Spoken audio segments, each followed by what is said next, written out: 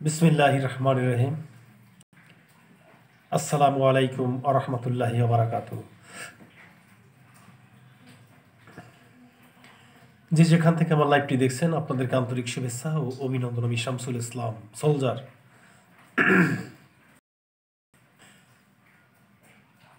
প্রিয় দেশবাসী, আজকের এই মুহূর্তের জন্য কোটা আন্দোলনে যারা শহীদ হয়েছেন, যারা আত্মত্যাগ করেছেন আজকের এই আন্দোলনে, তাদেরকে আমার অন্তরের অন্তঃস্থল থেকে আন্তরিক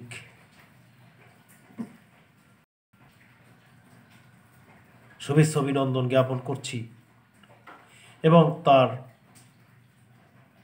রুহের আত্মার মাগফিরাত কামনা করছি এবং তাদের পরিবারের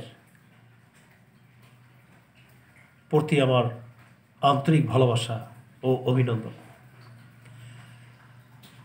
আজকের এই মুহূর্তের জন্য যারা বর্তমানে আন্দোলন করছেন, আজকের কোনো দলের পক্ষ নিয়ে আমি কথা বলছি না। আমি বলছি যে আমার ছেলে আজকের স্কুলের শিক্ষার্থী এবং শিক্ষার্থীর একজন গার্জিয়ান হিসেবে, একজন পরিবারের কর্তা হিসেবে আমি একটি কথা বলছি। আজকের যেই আন্দোলন ছাত্রীরা করছে, শিক্ষার্থীরা করছে এবং সর্বোপরি পরিবার থেকে প্রতিটি পরিবার এসে যেভাবে আন্দোলন করছে, কি কারণে, কোন কারণে, কি জন্য, এটা কিন্তু আমরা সর্বোপরি সবাই মিলে কিন্তু আমরা সবাই ওয়াকিবহাল, আমরা কিন্তু জানি। আজকের ক্ষমতাকে পুঁজি করে ক্ষমতায় থাকার জন্য ছাত্র ছাত্রীদেরকে যেভাবে নিরীহভাবে হত্যা করা হয়েছে এবং শিশু বাচ্চাদেরকে ঘরে ভিতরে ঢুকে যেভাবে হত্যা করা হয়েছে, এ আমার মনে হয় বর্বরতা যুগ থেকেও আমরা কিন্তু সেভাবে সামনের দিকে বোধহয় আরও এগিয়ে গেছি। প্রিয় দেশবাসী, আমি আপনাদেরকে বলতে চাই, এইসব উদ্ভট অযোগ্য নেতৃত্বের কারণে আজকের আমাদের কিন্তু এই সমাজের সমস্যাটা হয়েছে বলে আমি ধারণা করি। কারণ ক্ষমতায় থাকার জন্য যা কিছু প্রয়োজন এই পরিবারতন্ত্রের রাজনৈতিক বৃন্দ তারা কিন্তু করবে, এটাই স্বাভাবিক। আজকের এই স্বাধীন সার্বভৌম একটি রাষ্ট্র ৩০ লক্ষ শহীদ রক্তের বিনিময় এবং ৫ লক্ষ মা বোনের ইজ্জতের বিনিময় যারা মুক্তিযুদ্ধ করে আজকে দেশ স্বাধীন করেছে, এই স্বাধীনতার দেশে এবং স্বাধীন সার্বভৌম রাষ্ট্রের ভিতরে আজকের যেইভাবে গুলিবর্ষণ হচ্ছে, এটা বর্বরতাকেও হার মানায় বলে আমি মনে করি। দেশবাসীকে বলতে চাই, রাজনৈতিক ব্যক্তিবৃন্দ তাদেরকে বিশেষভাবে আমি বলতে চাই, আপনারা সংযত হয়ে মানুষের দিকে তাকিয়ে যা করার, যা প্রয়োজন, সেটা কিন্তু আপনার করতে হবে। আপনি কি করবেন কি করবেন না সেটা আপনার একান্ত ব্যাপার।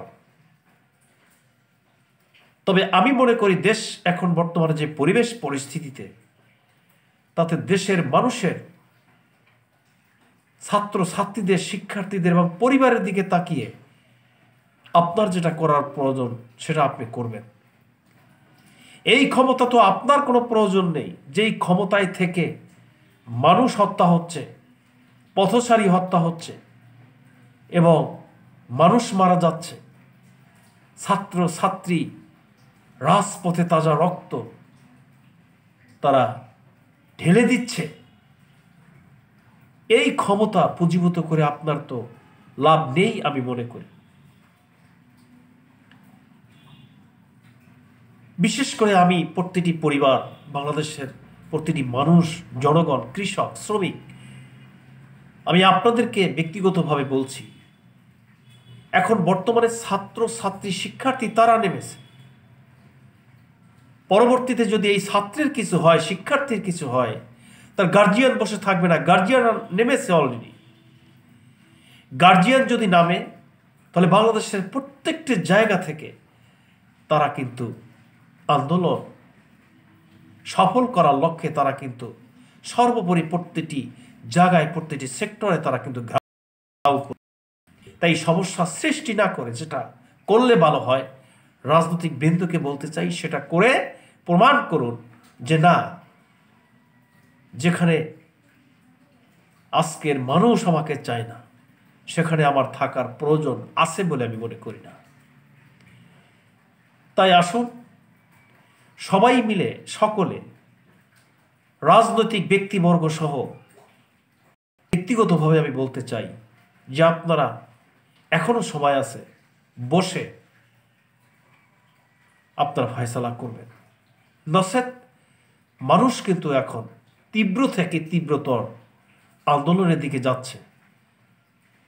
প্রতিটি জায়গায়, প্রতিটি সেক্টরে মানুষ মারা যাচ্ছে, ছাত্রছাত্রী সহ তারা আহাজারি করছে, মৃত্যু যন্ত্রণায় তারা কাতরাচ্ছে। অনেক ছাত্রছাত্রী আহত হয়েছে। চিকিৎসক এবং নার্স তারা রাস্তায় নেমে আজকের তারা আন্দোলন করছে।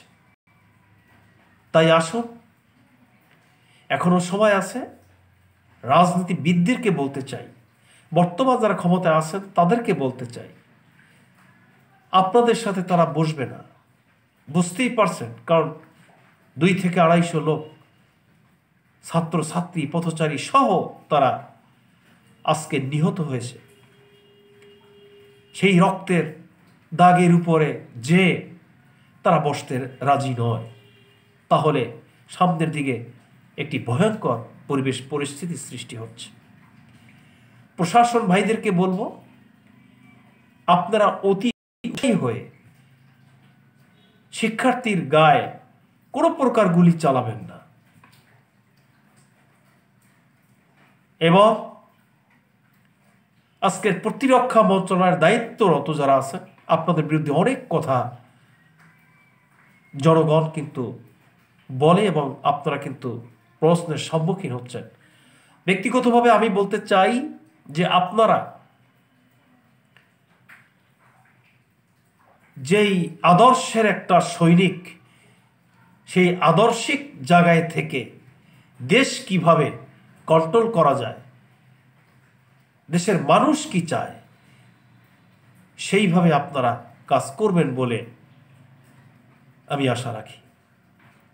যে যেখান থেকে আমাকে দেখছেন, আপনাদেরকে আন্তরিক শুভেচ্ছা, অভিনন্দন, ভালোবাসা জ্ঞাপন করছে এবং আপনাদের সুস্বাস্থ্য কামনা করে, যারা মারা গেছে তাদের রুহের আত্মার মাগফিরাত কামনা করে আমি বিদায় নিলাম।